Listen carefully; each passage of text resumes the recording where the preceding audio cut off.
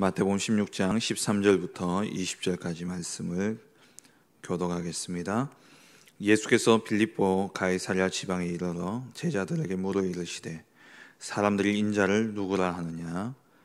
이르되 더러는 세례 요한, 더러는 엘리야, 어떤 이는 예레미야나 선지자 중에 하나라 하나이다.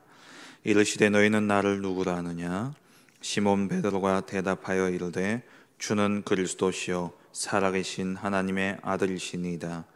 예수께서 대답하여 이르시되 바요나 시몬아 내가 복이 있도다. 이를 내게 알게 한 이는 혈육이 아니요 하늘에 계신 내 아버지이시니라. 또 내가 내게 이르노니 너는 베드로라.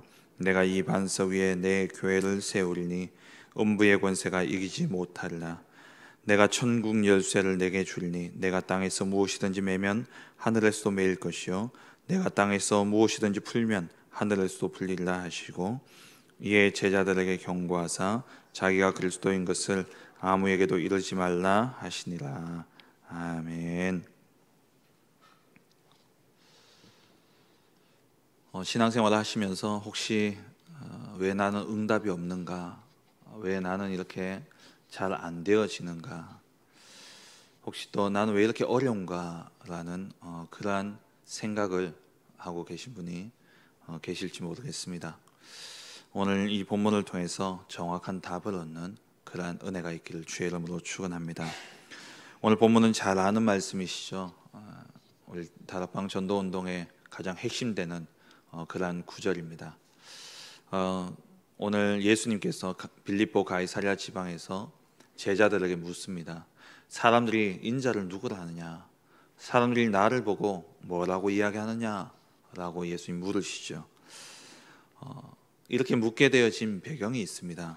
오늘 읽지는 않았습니다만 앞부분에 보시면은 마태복음 15장 32절 이하에 보면은 마태복음 14장에는 오병이어의 기적이 나오고요. 마태복음 15장 32절 이하에 보면은 예수님이 또 배고픈 제자들 무리들을 향해서 물고기 2마리와 떡 7개로 4,000명을 먹이는 그러한 기적이 나옵니다. 이 기적을 행한 이후에 예수님이 배를 타고 마가단 지경으로 가시게 되는데, 그곳에서 바리새인들과 사두개인들을 만나게 되죠. 이 바리새인들과 사두개인들이 찾아와서 예수님께 또 묻습니다. 하늘로부터 오는 표적을 내게 보여달라. 사실 바리새인과 사두개인은 절대 하나가 될 수 없는 사람들이거든요. 바리새인들은 영적인 사실을 인정하지만 사두개인들은 영적인 사실을 인정하지 않는 자들입니다. 그러니까 사두개인들은 천사가 없다 하고 그런 사람들이고, 바리새인들은 영적인 부분을 믿는 사람들이에요. 근데 이들이 절대 하나 될 수 없는 이들이 예수님을 공격하는 데 있어서 하나가 되어서 찾아와서 묻는 겁니다. 우리에게 하늘로부터 오는 표적을 보여달라. 그것은 이제 예수님을 시험하려고 그랬던 것이죠. 그러면서 예수님이 너에게 보여줄 표적은 요나의 표적밖에 없다라고 이야기하시면서 제자들과 함께 건너편으로 가게 됩니다. 16장 5절을 보니까 제자들이 건너편으로 갈 때 떡 가져가기를 잊었더니 이 말씀이 기록되어져 있죠. 그래서 예수님이 제자들에게 바리새인들과 사두개인들의 누룩을 주의하라라고 이야기를 하셔요. 근데 이 제자들은 뭘로 받냐? 육신적인 걸로 받는 거죠. 누룩 이야기하니까 맞다, 야 우리 떡 안 가져왔다, 이렇게 돌아가는 겁니다. 신앙생활에 있어서 중요한 부분을 오늘 이야기하고 있는데요, 신자들은 의식주에 매여 있어요. 그리고 믿지 아니하는 자들은, 교회를 바라보는 자들은, 또 세상의 사람들은 늘 기적, 표적, 뭔가 대단한 역사, 그것에 관심이 가 있다라는 겁니다. 그러한 상황 속에서 예수님이 빌립보 가이사랴 지방에서 제자들을 묻는 겁니다. 사람들이 나를 누구라 하느냐? 예수님이 몰라서 물으셨겠습니까? 제자들에게 이 생각을 환기시키는 거죠.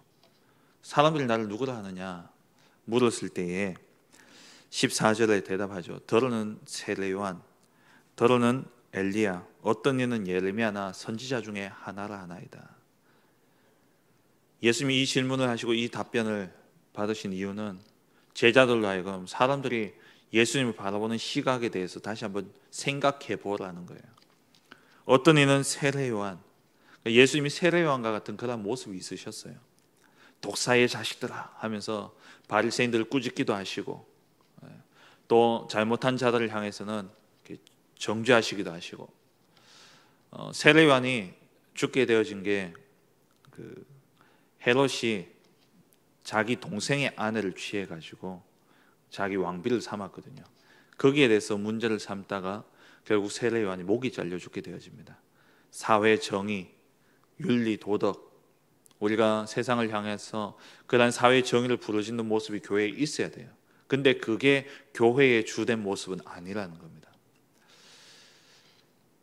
어떤 분이 저하고 오랫동안 알았던 분인데요. 제가 옛날에 범어동에 전도 캠프를 갔다가 학원에 들어가서 그 학원에 이제 선생님을 만나게 됐어요. 그러니까 수학학원 원장님이신데 이분이요, 세상 말로 좀 도통한 그런 사람이에요. 그러니까 도덕경을 가지고 막 이야기하신 분인데, 이분이 이제 저하고 오랫동안 이야기하는데 계속 관계를 가지면서 이야기를 오랫동안 했어요. 근데 이분이 제가 복음을 몇 번 전해도 딱 복음은 거부하더라고요.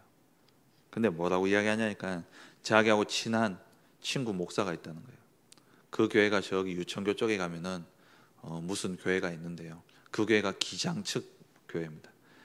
그러니까 기독교 장로회는 아시다시피 민중신학 이래가지고 옛날에 70년대 80년대 막 이렇게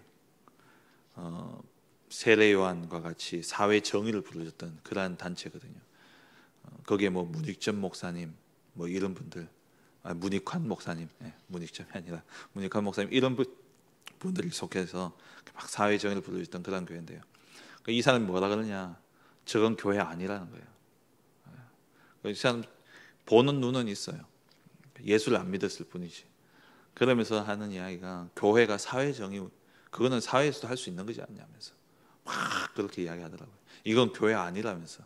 그 교회 가서 막 그런 이야기를 하고 쫓겨나고 막 그랬던 분인데, 하여튼 정말 독특한 분이에요. 그러니까 교회가 사회의 정의를 부르셔야 되는 필요도 있습니다. 근데 그게 주가 되면 안 된다라는 거예요. 그리고 엘리야와 같이 기적을 일으키기도 합니다. 예수 믿으면 병이 낫기도 해요. 엘리야가 병을 낫게 하고 죽은 자를 살렸던 것처럼 지금도 예수 믿으면 그런 일이 일어날 수 있습니다. 안전병이가 일어날 수도 있고요. 근데 그게 예수 믿는 주가 아니라는 거예요. 우리가 신앙생활할 때 간혹 예수 믿으면 뭔가 올바른 제도가 이 교회를 통해서 이 세상의 잘못된 제도들이 바로 잡혀지고, 그리고 또 병이 낫고 치유되어지고 이런 기적들을 바랄 수 있어요. 그런 일이 일어날 수도 있습니다. 그런데 그게 주가 아니라는 거예요. 그리고 어떤 이는 예레미야, 박애주의, 눈물의 선지자라고 그러지 않습니까? 예레미야가 기독교는 사랑의 종교다. 그 사랑의 종교는 하나님 사랑을 이야기하는 것이 인간의 사랑을 이야기하는 거 아니에요. 그 말은 뭐냐니까 인간의 사랑은 완벽할 수 없다라는 겁니다. 우리가 사람을 사랑해 본들 얼마나 사랑할 수 있겠습니까?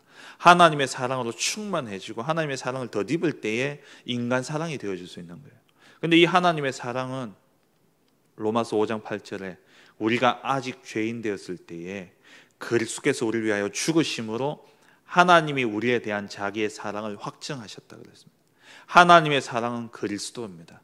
우리가 그리스도로 충만해지게 될 때에 인간 사랑도 가능할 수 있는 거예요. 근데 인간 사랑을 계속 부르짖는다? 그래서는 진짜 사랑이 되어줄 수 없어요. 한계에 부닥친다니까요. 밥을 퍼주고 헌신하고 봉사하고 그러는데요, 처음에 내가 은혜를 입어서 살 때는 괜찮은데 그게 갈수록 은혜가 떨어지면요, 그게 일이 되어지고 그게 부담이 되어지고 그게 무게가 되어진다는 거예요. 근데 신앙생활을 그런 식으로 한다는 겁니다. 그리고 선지자 중에 하나이다. 율법주의. 말씀 하는데 말씀의 핵심은 뭡니까? 요한복음 20장 31절에 오직 이것을 기록함은 예수가 하나님의 아들 그리스도이심을 믿게 하고 영생을 얻게 하기 위함이다. 이게 말씀 성경의 본질인데 이 본질은 빼버리고 전부 다 율법으로 행함을 강조하고 있다는 겁니다. 율법의 의로는 의롭다 할 육체가 없다 그랬습니다. 우리가 행함으로 의롭다 함을 얻을 수가 없어요. 그런데 그걸 바라고 그걸 강조하고 있다는 거예요. 이게 잘못된 신앙입니다. 다른 거 붙잡으면 안 돼요. 다른 것이 뭐냐? 오늘 말씀처럼 세례 요한, 엘리야, 예레미야 선지자 같이 사회 정의를 부르짖고 뭔가 기적을 쫓고 있고, 그리고 사랑을 강조하면서 박애주의, 그리고 율법 말씀을 강조하는 듯한데 율법주의, 이걸요 다 경계하라는 겁니다. 제자들이 누룩을 쫓아요. 떡을 찾고 있다는 겁니다. 오병이어의 기적 이후에 요한복음 6장 63절에 살리는 것은 영이니 육은 무익하다 말씀하셨죠. 이 오병이어의 기적이 일어난 이후에 무리들이 예수님 쫓아다니니까 배고픔이 해결되어지는 겁니다. 식민지 시대에, 가난한 그 시대에 먹을 게 해결되어지니까 예수님을 쫓아가면 우리가 이 먹을 게 의식주 문제가 해결되어지겠구나. 저 예수님을 왕으로 세우면 우리가 먹는 거 하나는 잊어버리고 살겠구나. 그래가지고 무리들이 예수님을 왕으로 세우려고 막 쫓아온 거예요. 그때 요한복음 6장에 보면은 예수님이 그곳을 떠나서 숨어버립니다.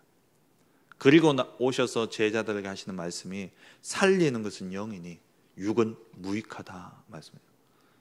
사실 우리 한국 기독교가 이렇게 부흥되어질 수 있었던 이유도 오병이어와 같은 그러한 기적을 받았기 때문이에요. 1970년대 한국에 대단한 부흥이 일어났지 않습니까? 80년대 초까지. 왜요? 그 시대가 언제입니까? 보릿고개 시절이에요. 한국이 가난하고 힘들던 시절. 그때에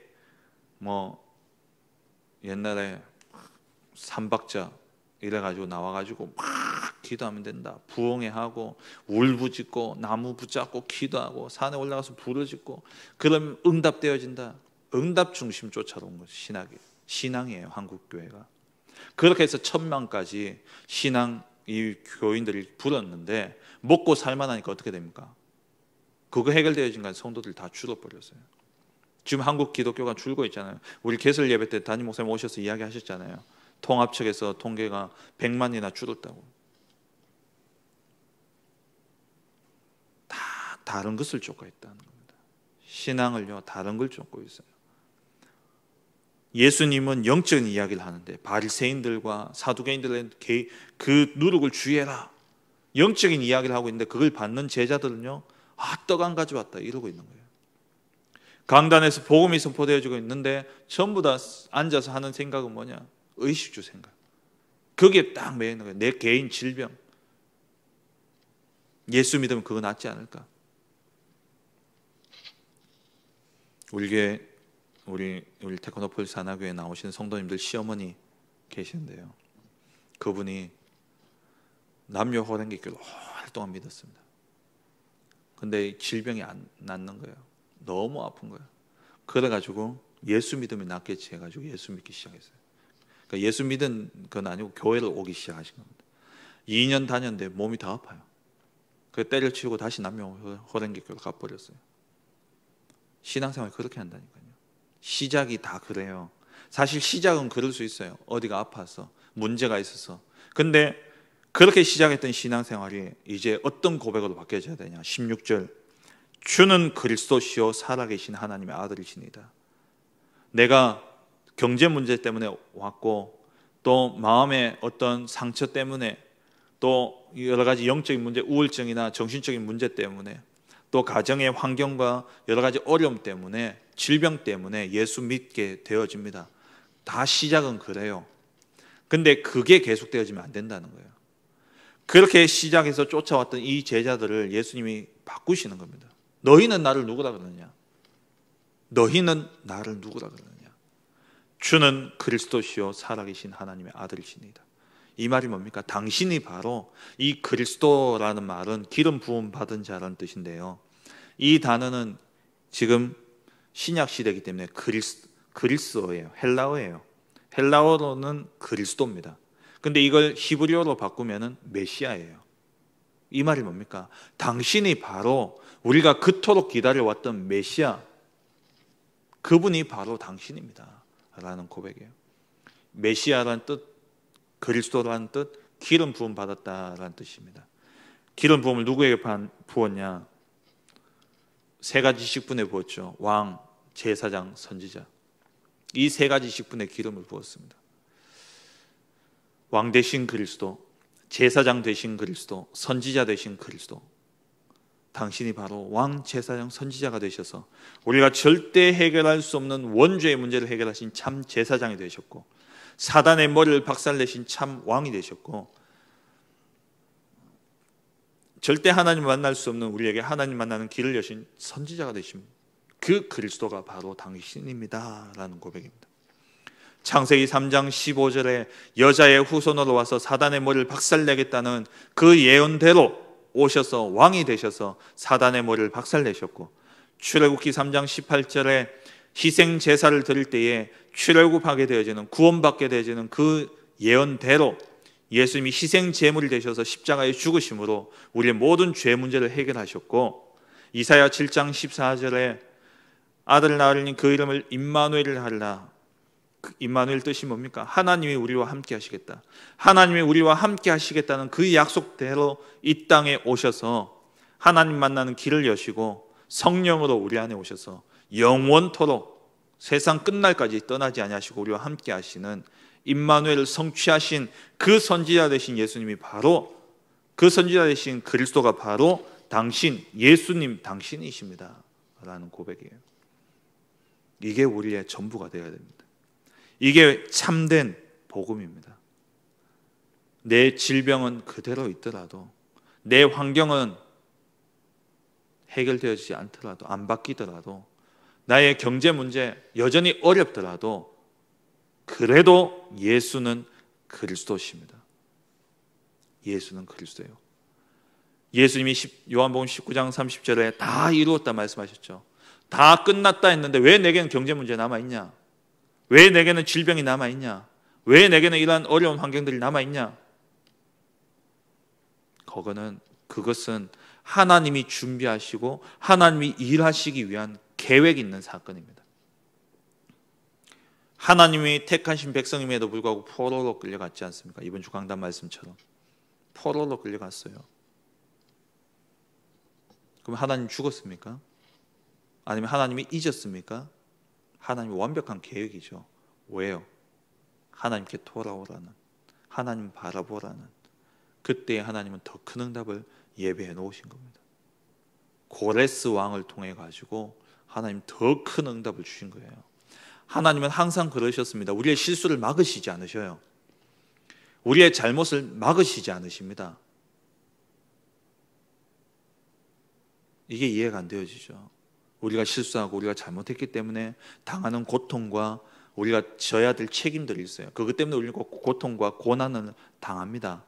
그런데 하나님은 그 실수 이후에 반드시 합력하여 선을 이루시는 하나님의 계획이 있다라는 거예요. 이거 보지 못하면은 우리는 늘 원망하다가 떠나버립니다. 아브라함이 하나님이 갈대우를 떠나가지고 가나안 땅으로 가라 했죠.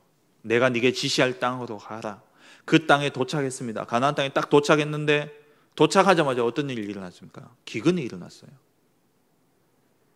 그때에도 하나님 믿고 아브라함이 있어야 되는데, 그래야 기근 가운데서도 채우시는 하나님의 역사를 볼 수 있는데, 아브라함이 그거 겁나가지고 어떻게 했습니까? 애굽으로 내려가 버렸어요. 그 애굽에 내려간 것 때문에 아내를 팔게 되어지는 이 사건이 있었죠. 하나님이 아브라함이 실수를 그냥 놔두셨어요. 왜? 깨달아야 되니까. 그거 깨달는 게 하나님이 보시기엔 더 큰 응답이기 때문에. 그리고 어떤 일이 일어납니까? 하나님 바로에게 명하셔서 아브라함이 그 사건 때문에 돌아올 때 거부가 되어서 돌아와요. 그럼 우리가 실수해야 된다? 그 말이 아니죠. 실수 가운데서도 우리가 하나님께 돌아오게 될 때에 하나님은 합력하여 선을 이루시는 겁니다. 실수를 두려워하지 마세요. 맞냐 틀리냐라는 기준으로 신앙생활 하시면 안 됩니다. 믿음으로 하셔야 돼요. 우리에게 옳고 그름은 믿음이냐 불신앙의 문제지, 바른 선택을 했냐 틀린 선택을 했냐가 아닙니다. 틀린 선택 가운데서 하나님 믿으면 하나님 합력해서 선을 이루시는 거예요. 주는 그리스도시요 살아계신 하나님의 아들이시니다. 이 고백 가지고 우리가 믿음 고백할 때에 하나님은 합력하여 선을 이루시는 겁니다. 우리에게 문제가 있다, 어려움이 있다. 그 속에서도 그래도 주는 그리스도십니다. 고백하시기 바랍니다. 그 고백할 때에 어떤 일이 일어나냐? 18절에 내가 이 반석 위에 내 교회를 세우겠다. 이 말은 베드로를 통해서 수많은 교회를 세우겠다라는 말도 되지만 이 반석 위에, 예수가 그리스도시라는 이 고백 위에 그리스도 교회를 세우겠다는 거예요. 이 예수가 그리스도라는 고백을 하는 이 사람은 절대 무너지지 않는 반석 위에 세워진, 고린도전서 3장 16절, 너희가 하나님의 성전인 것과 하나님의 성령이 너희 안에 거하시는 것을 알지 못하느냐. 우리가 하나님의 교회가 되어지는데 그 교회는 절대 무너지지 않는다는 겁니다. 왜요? 주는 그리스도시요 살아계신 하나님의 아들이시니다. 이 고백 위에 세워진 하나님의 성전은, 하나님의 교회는 절대 무너질 수 없습니다. 왜 그러냐? 음부의 권세가 절대 이길 수 없기 때문에 그래요. 이 예수가 그리스도라는 이 고백 위에 세워진 교회는 사단이 건드릴 수 없는 교회입니다. 우리가 다소 어려울 수 있고 실수할 수 있고 또 힘든 일이 생길 수도 있습니다. 그런데 그런 가운데서도 음부의 권세는 우리를 무너뜨릴 수 없어요. 사단이 우리를 속일 수는 있지만 우리를 무너뜨릴 수 없는 겁니다. 그래서 이번 주 강단 말씀에 결론에서 목사님 뭐라고 말씀하셨습니까? 우리는 절대 실패할 수 없는 조건을 가진 자다. 절대 망할 수 없는 조건을 가진 자다. 그래서 우리는 뭐만 하면 된다고요? 속지 않고 싸우기만 하면 된다. 우리는 담대함으로 싸우면 돼요. 야고보서 4장 7절에 마귀를 대적하라 그러려면 피하리라 그랬습니다. 누가 겁내야 됩니까? 누가 도망가야 됩니까? 내가 도망가야 됩니까? 마귀가 도망가야 됩니까? 내 안에 계신 하늘과 땅의 모든 권세를 가지신 그리스도가 내 안에 있기 때문에 그 그리스도의 이름 붙잡고 나가면 마귀는 떠나가게 되어 있는 겁니다. 그리고 이 이름 붙잡고 기도하면 땅에서 매면 하늘에서 맬 것이고 땅에서 풀면 하늘에서도 풀리리라. 우리가 예수 이름으로 기도하면 기도가 응답되어집니다. 반드시 응답되어져요. 이 모든 응답의 기준이 뭐냐? 주는 그리스도시요 살아계신 하나님의 아들이십니다. 다른 것 쫓아가면 안 됩니다. 엘리야, 예레미야, 세례요한, 선지자 쫓아가면 안 돼요. 그것 가지고 신앙생활 하시면 안 됩니다. 우리의 신앙생활의 중심은 주는 그리스도시요 살아계신 하나님의 아들이십니다. 그리스도 안에 다 있습니다. 지금 내게 없는 것처럼 보일지라도 그리스도 안에는 다 있어요. 에베소서 1장 10절에 하늘에 있는 것이나 땅에 있는 것이 그리스도 안에서 통일된다 그랬습니다. 빌립보서 2장 6절 이하에 보면은 그리스도 그 이름 앞에 모든 이름이 무릎 꿇을 수밖에 없는 이름이에요. 골로새서 2장 3절 4절에 보면은 그리스도 안에 모든 지혜와 지식의 보화가 감추어져 있다 그랬습니다. 빌립보서 4장 13절에 내게 능력 주시는 자 안에서 내가 모든 것을 할 수 있다 그랬어요. 요한복음 16장 24절에 내 이름으로 무엇이든지 구하면 내가 행하리라 말씀하셨어요. 예수 이름, 주는 그리스도시요 살아계신 하나님의 아들이시니다. 이 고백 속에 모든 것이 다 있습니다. 현실에 속지 마시고 때로는 현실과 동떨어져서 주는 그리스도시요 살아계신 하나님의 아들이시다. 이 고백할 필요가 있어요. 그 고백 위에 절대 무너지지 않는 교회가 세워지고 그 고백 앞에 사단은 물러가고 그 고백 앞에 기도가 응답되어지는 것입니다. 이 비밀을 여러분 정말 먼저 누리시기 바랍니다. 20절에 보니까 제자들에게 경고하사 자기가 그리스도인 것을 아무에게도 이르지 말라. 누누이 말씀드리지만 전도하려고 애쓰지 마세요. 내가 정말 이 고백을 누리고 있으면 말해야 될 시간표가 온다는 겁니다. 그때 말하라는 거예요. 그때 말씀하세요. 자꾸 돌아다니면서 안 믿으려는 사람한테 억지로 막 꼬시고 설득해가지고 이야기하지 마세요. 복음의 가치가 땅바닥에 떨어집니다. 우리가 구걸하는 것처럼 되잖아요. 이게 얼마나 귀한 복음인데 먼저 누리시기 바랍니다. 누리면 그걸 말하지 않으면 안 될 상황과 시간표가 오게 됩니다. 그때 담대히 말하세요. 주는 그리스도시요 살아계신 하나님의 아들이십니다. 이 예수 믿으면 당신의 인생 모든 과거, 현재, 미래 다 끝난다. 먼저 이 고백 속에 여러분 신앙이 든든히 세워지고 이 고백을 통해서 정말 흑암이 떠나가고 그리고 기도가 응답되어지는 이 축복 먼저 누림으로 말미암아 증인되어지는 축복이 있기를 주의 이름으로 축원합니다. 기도하겠습니다. 주신 말씀을 붙잡고 우리 신앙생활의 핵심은 바로 이 고백입니다. 매일 고백하세요. 매 순간 고백하세요. 마음이 답답할 때마다 고백하세요. 뭔가 막힌 일이 있을 때 이 고백하시기 바랍니다. 그러면 흑암이 떠나가요. 현실과 상황은 하나님 시간표가 되면 해결하실 것이고 이 고백할 때 나의 마음을 답답하게 하고 나를 두렵게 만들고 나를 염려하게 만들고 근심하게 만드는 흑암은 떠나가게 되어 있습니다. 이 고백할 때 내 마음에 참된 평안이 임합니다. 정말 오늘도 이 그리스도 고백하는 복된 한 날 되게 하여 주옵소서. 기도하시고 올 한 해 만민을 위하여 길을 들라 후대를 세우는 렘넌트의 뜰, 시대를 치유하는 기도의 뜰, 237 나라 살리는 이방인의 뜰에 축복 누리는 그러한 교회가 되게 하셔서 우리 본 교회 300지교회 3,000제자 1만 성도 세우고 우리 테크노폴리스 하나교회는 내 지교회당 100군데 말씀운동 1000명의 제자 세우는 복된 교회가 되게 하여 주옵소서. 기도하시고 앞서 세우신 우리 담임 목사님과 또 우리 원로 목사님 또 부족한 저를 위해서 기도하시고 또 우리 모든 부교육자들 위해서 기도하시고 그리고 우리 중직자들과 또 후대 렘넌트들과 또 우리 교회 안에 여러 가지 어려움을 당하고 있는 우리 성도들 위해서 기도하시고 또 해외 선교 현장 위해서 기도하시고 다민족 사역과 지식의 사역 또 특별히 우리 교회 러시아 예배가 계속 지속되어지고 있습니다.